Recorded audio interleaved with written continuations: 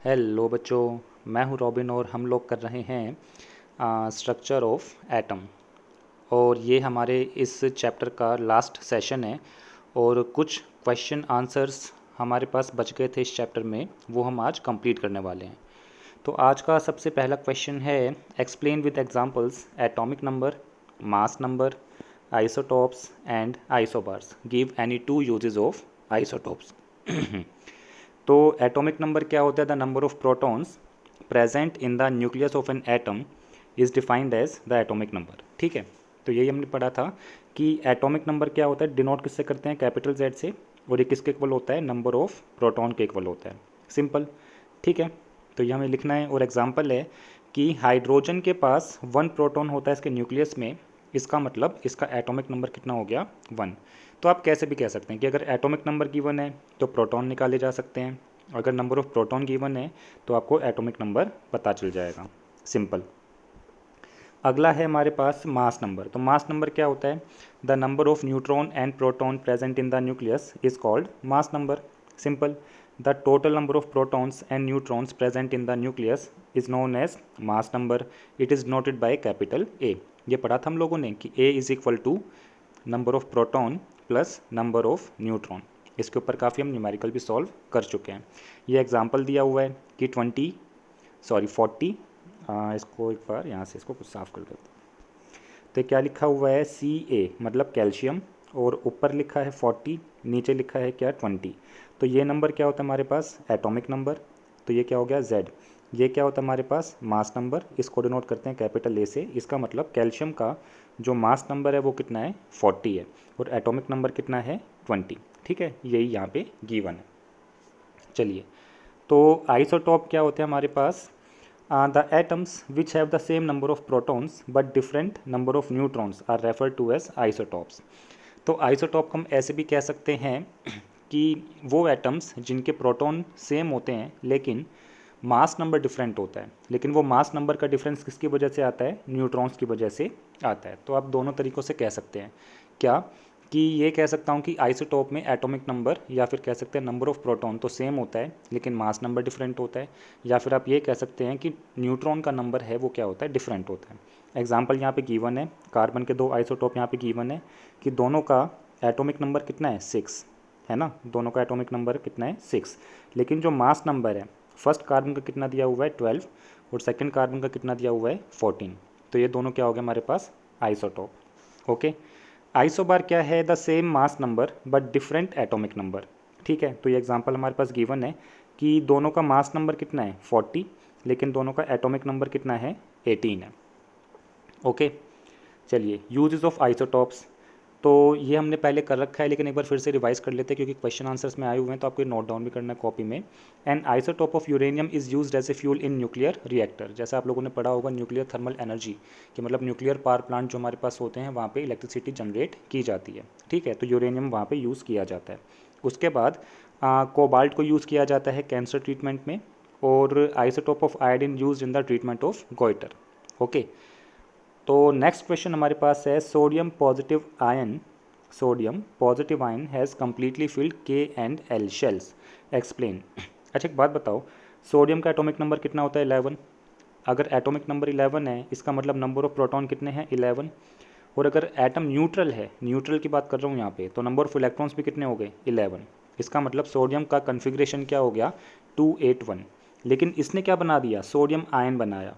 ठीक है, और आयन कैसे बनते हैं? ट्रांसफ़र ऑफ इलेक्ट्रॉन्स की वजह से। मतलब या तो इलेक्ट्रॉन्स लूज़ किए जाएंगे या फिर इलेक्ट्रॉन्स गेन किए जाएंगे। तो पॉजिटिव आयन कब बनता है? जब इलेक्ट्रॉन लूज़ किया जाता है। इसका मतलब ये हुआ कि सोडियम ने क्या किया? एक इलेक्ट्रॉन को लूज़ कर दिया, और जैसे इसने इलेक्ट्रॉन लूज़ किया तो जो सोडियम एटम है वो स्टेबल हो गया, और उसने क्या बनाया? सोडियम पॉजिटिव आयन बनाया। इसका मतलब ये होता है कि उसका आउटर मोस्ट शेल का एक इलेक्ट्रॉन निकल गया। अब उसके पास क्या है? K और L शेल हैं जो कम्प्लीटली फिल्ड हैं। और कम्प्लीटली फिल्ड क्यों बोला जा रहा है? क्योंकि K और L शेल की जो कैपेसिटी होती है वो इतनी ही होती है कि K ऑर्बिट में 2 इलेक्ट्रॉन आ सकते हैं मैक्सिमम, और L ऑर्बिट में 8 इलेक्ट्रॉन्स मैक्सिमम फिल हो सकते हैं। ओके, तो ये इसका आंसर हो गया। और ये हमारे पास नेक्स्ट क्वेश्चन है, if bromine atom is available in the form of से 2 आइसोटॉप्स, और ये इनकी परसेंटेज गिवन है 49.7% and 50.3%। Calculate the average atomic mass of bromine atom. तो ये कैसे निकाला जाएगा एटॉमिक मास? तो मास नंबर की बात करते हैं। तो फर्स्ट आइसोटॉप का मास नंबर कितना है 79, तो ये हमने लिखा 79 और परसेंटेज कितनी है 49.7।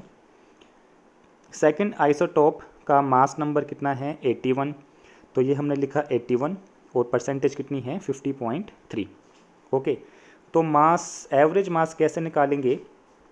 क्योंकि मुझे पता है 79 कितने अमाउंट में प्रेजेंट है 49.7%, और जब परसेंट को आप फ्रैक्शन में चेंज करते हैं तो क्या करेंगे 100 से डिवाइड करेंगे, प्लस जो 81 मास नंबर है उसकी परसेंटेज कितनी है 50.3। ओके, ये कितनी हो गई 50.3, और परसेंटेज को फ्रैक्शन में करने के लिए क्या करेंगे 100 से डिवाइड करेंगे, और जब आप इसको टोटल कैलकुलेट करेंगे तो आपके पास आएगा 80.006 यूनिफाइड मास। इसका मतलब ब्रोमीन का जो एवरेज मास होता है वो होता है 80.006, या फिर कह सकते हैं अप्रॉक्सीमेटली 80। ओके, चलिए अब अगला क्वेश्चन हमारे पास है the average atomic mass of a sample of an element x is 16.2। What are the percentages of isotopes x16 and x18 in the sample. देखो ये इसका रिवर्स है कि इसमें क्या था परसेंटेज गिवन थी और पूछा क्या था एवरेज मास। यहाँ पे क्या है एवरेज मास गिवन है, पूछा क्या है परसेंटेज। तो मैंने मान लिया कि जो 16 आइसोटॉप है इसकी परसेंटेज कितनी है x, और जो x18 आइसोटॉप है इसकी परसेंटेज कितनी है 100 माइनस x। ओके, तो डाटा जो हमारे पास गिवन है उसके अकॉर्डिंग जो एवरेज मास ऐसे कैलकुलेट किया जाता है, यही किया था हम लोगों ने पिछले वाले क्वेश्चन में। तो जो एवरेज मास है वो ऐसे कैलकुलेट किया जाएगा, और जब आप इसको मैथमेटिकली सॉल्व करेंगे तो आपके पास x की वैल्यू कितनी आएगी 90%। जब x 90% आ जाएगा, ठीक है, तो 100 माइनस एक्स कितना हो जाएगा 10%। इसका मतलब जो x18 आइसोटॉप है ये कितना है 10%, और जो x16 आइसोटॉप है ये कितना है 90%। मतलब ये कुछ ऐसे बनेगा कि 16 आइसोटॉप मैंने कितना माना x% है, तो x का जब आप क्या निकालेंगे फ्रैक्शन, तो क्या बनेगा 16x/100, प्लस जब x18 मतलब इसका आप मास निकालेंगे तो क्या बनेगा 18 इंटू में 100 माइनस x अपॉन में क्या बनेगा 100। अच्छा ये x है यहाँ पे, ठीक है, इक्वल टू कितना आया 16.2। आप मैथमेटिकली सॉल्व कीजिएगा तो आपके पास परसेंटेज कितनी आ जाएगी 90% और 10%। ओके, चलिए if z is equal to 3 what would be the valency of the element. z 3 है मतलब एटॉमिक नंबर कितना है 3 है। अगर एटॉमिक नंबर 3 है तो प्रोटॉन कितने हैं 3 है, और अगर एटम न्यूट्रल है तो इसका मतलब इलेक्ट्रॉन भी कितने होने चाहिए 3। तो इलेक्ट्रॉनिक कन्फिग्रेशन कितना है 2 and 1। आउटर मोस्ट शेल में कितने इलेक्ट्रॉन्स प्रेजेंट है 1। तो जब 1 2 3 या 4 आता है आउटर मोस्ट शेल में तो वैलेंसी एज इट इज़ लिखी जाती है, तो वैलेंसी कितनी है 1 है। और क्या बताना है नेम द एलिमेंट। तो एटॉमिक नंबर 3 किसका होता है लिथियम का एटॉमिक नंबर होता है, तो एलिमेंट कौन हो गया लिथियम हो गया। सिंबल क्या होता है Li। ओके, चलिए अगला क्वेश्चन है composition of the nuclei of 2 atomic species x and y are given as under. तो ये मेरे पास x है, ये मेरे पास y है, ये टेबल बनाई हुई है जहाँ पे नंबर ऑफ प्रोटॉन और न्यूट्रॉन्स दिए हुए हैं। सिंपल, तो give the mass number of x and y, what is the relation between 2 species. तो मास नंबर क्या होता है number of proton plus number of neutron. Simple, तो x का मास नंबर कितना आ जाएगा 12, y का मास नंबर कितना आ जाएगा 14। ठीक है, लेकिन एटॉमिक नंबर कितना है दोनों का एटॉमिक नंबर कितना है 6 है। नंबर ऑफ प्रोटॉन मतलब क्या एटॉमिक नंबर, तो एटॉमिक नंबर तो सेम है लेकिन मास नंबर डिफरेंट है। ये क्या हो गए आइसोटॉप हो गए। ठीक है, तो यही बोला मास नंबर ऑफ x कितना निकल के आएगा number of proton plus neutron कितना आ गया 12। मास नंबर ऑफ y कितना आएगा number of proton plus number of neutron is equal to 14। They are the same element as their atomic numbers are the same. ठीक है, लेकिन वो isotope है, क्यों? क्योंकि उनका जो नंबर ऑफ न्यूट्रॉन है वो डिफरेंट है, या फिर कह सकते हैं कि उनका मास नंबर क्या है डिफरेंट है। तो ऐसी कंडीशन किस में होती है आइसोटॉप में। इसका मतलब x और y आपस में क्या हो गए आइसोटॉप हो गए। ठीक है, चलिए अब ये हमें बताना है ट्रू फॉल्स। तो पहली स्टेटमेंट है J Thomson proposed that the nucleus of an atom contains only nucleons. अच्छा, न्यूक्लियॉन्स होता क्या था? न्यूक्लियॉन्स क्या होता था protons and neutrons present in the nucleus, तो इनको कलेक्टिवली क्या बोला जाता था, न्यूक्लियॉन बोला जाता था। लेकिन न्यूक्लियस में प्रेजेंट है ना, न्यूक्लियस में प्रेजेंट होने चाहिए। लेकिन थॉमसन ने तो न्यूक्लियस के बारे में कुछ नहीं बताया था। उसने क्या बोला था कि एटॉमिक स्फीयर होता है और बीच में क्या प्रेजेंट होते हैं, इलेक्ट्रॉन्स कहीं पे इस तरह से प्रेजेंट होते हैं, और पूरा स्फीयर किस चीज़ का है, पॉजिटिव चार्ज का है। उसने तो न्यूक्लियस का कंसेप्ट ही नहीं दिया था। तो जब उसने न्यूक्लियस का कंसेप्ट ही नहीं दिया तो वो न्यूक्लियॉन्स की बात कैसे करेगा। इसका मतलब ये स्टेटमेंट क्या हो गई, फॉल्स। अगला क्या गिवन है, a neutron is form by an electron and a proton combining together. भाई न्यूट्रॉन न्यूट्रॉन होता है, ठीक है, न्यूट्रॉन न्यूट्रॉन होता है, वो इलेक्ट्रॉन और प्रोटॉन के कंबाइन होने से नहीं बनता। इसका मतलब ये स्टेटमेंट क्या हो गई, फॉल्स। न्यूट्रॉन न्यूट्रल तो होता है, ये तो ठीक है, लेकिन वो इलेक्ट्रॉन और प्रोटॉन से मिलके नहीं बनता। ओके, तो ये स्टेटमेंट क्या हो गई, फॉल्स हो गई। The mass of an electron is about, मतलब approximately 1/2000 times that of proton. ये स्टेटमेंट ट्रू है, तभी तुम क्या बोलते हैं, इलेक्ट्रॉन के मास को इग्नोर करके चलते हैं।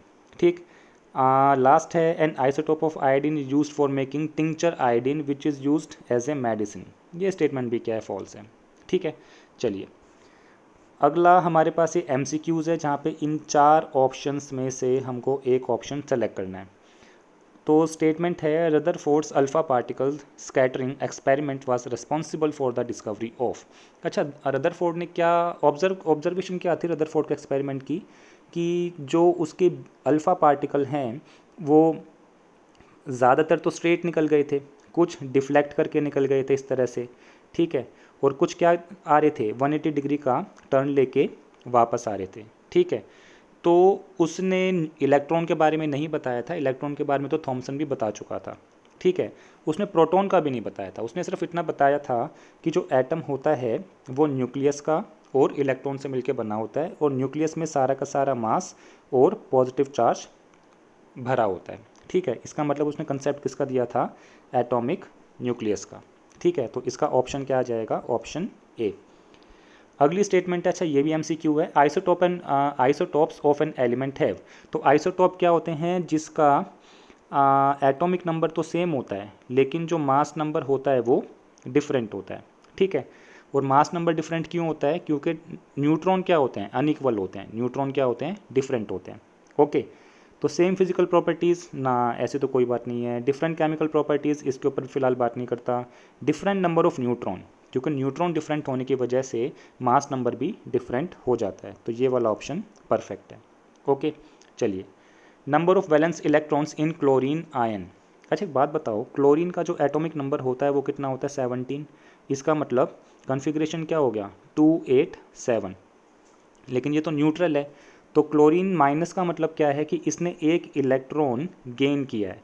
तो एक इलेक्ट्रॉन गेन होने के बाद इसका जो कॉन्फ़िगरेशन बनेगा वो क्या बन जाएगा, 2 8 एंड 8। इसका मतलब इसके वैलेंस इलेक्ट्रॉन अब कितने हो गए, 8। तो ऑप्शन कौन सा आ जाएगा, ऑप्शन नंबर बी। और उसके बाद एक और MCQ हमारे पास आता है कि हमें सोडियम का इलेक्ट्रॉनिक कॉन्फ़िगरेशन बताना है। सोडियम के पास एटॉमिक नंबर कितना होता है, 11। इसका मतलब उसके पास प्रोटॉन कितने हैं, 11। इसका मतलब उसके पास इलेक्ट्रॉन भी कितने हैं, 11।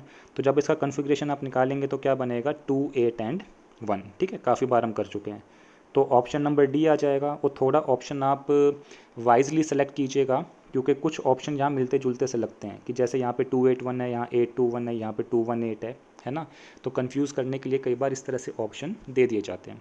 ओके, और ये है हमारे पास लास्ट क्वेश्चन आज का, और इसके बाद आपका चैप्टर ओवर हो जाएगा। तो ये टेबल हमें फिल करनी है। ठीक है, ये हमारे पास क्या है, एटॉमिक नंबर है। तो एटॉमिक नंबर किसके इक्वल होता है, नंबर ऑफ प्रोटॉन के। इसका मतलब अगर यहाँ पे 9 है तो यहाँ पे भी क्या आ जाएगा, 9 आ जाएगा। अगर यहाँ 16 है तो यहाँ पे भी क्या आ जाएगा, 16। और हम लोगों ने क्या पढ़ा हुआ है कि atomic number is equal to number of proton. तो इसका मतलब प्रोटॉन 12 हैं तो एटॉमिक नंबर भी कितने हो जाएंगे, 12 हो जाएंगे। और अगर यहाँ पे 1 है तो यहाँ पे भी क्या आ जाएगा, 1। और अगर यहाँ पे 1 है तो ये भी किससे फिल हो जाएगा, 1 से। सिंपल, आया समझ। चलिए ठीक है, अगली बात इससे फिल करते हैं। अगर एटम न्यूट्रल है तो नंबर ऑफ प्रोटॉन और नंबर ऑफ इलेक्ट्रॉन्स इक्वल होने चाहिए। इसका मतलब अगर प्रोटॉन 9 है तो इलेक्ट्रॉन भी कितने होंगे, 9। ओ ये तो पेन दिखाई नहीं दे रहा। तो इलेक्ट्रॉन कितने हो गए, 9।